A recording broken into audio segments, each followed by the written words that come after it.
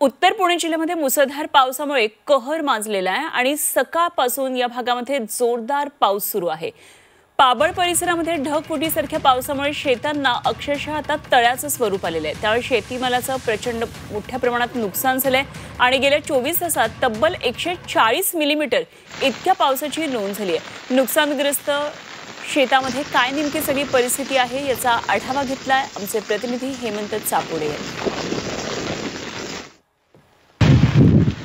उत्तर पुणे जिल्ह्याच्या सर्वच परिसरात सकाळपासून पावसाची जोरदार बॅटिंग सुरू आहे। मी सध्या पाबळ परिसरात आलेलो। आपण या ठिकाणी पाहू शकता शेत शिवारांची काय अवस्था झालेली आहे। शेताला अक्षरशः तळ्याचं स्वरूप आहे।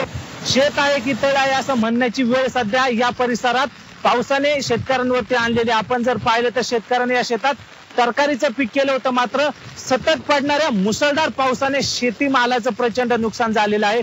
शेत शिवार जर आपण पाहिलं तर संपूर्ण आजूबाजूच्या शेतांची परिस्थिती पाहू शकता। हा बेल्ले जेजुरी महामार्ग आहे। हायवेच्या पलीकडल्या बाजूची आपण स्थिती पाहू शकता। शेतांमध्ये अक्षरशः तळे झालेली परिस्थिती पाहायला मिळते। आजूबाजूच्या सर्वच शेतांची ती परिस्थिती आहे। सर्वच शेत शिवारांमध्ये मोठ्या प्रमाणात पाणी साचलं असून शेतीमालाचं मोठ्या प्रमाणात नुकसान झालेलं आहे।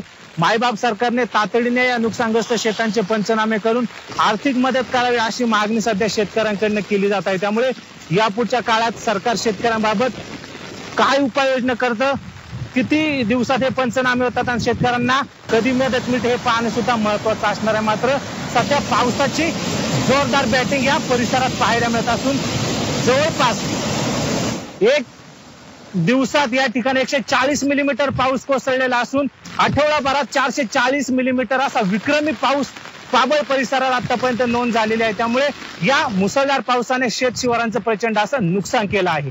Hemant Chapude, Zee media, Pabal, Pune.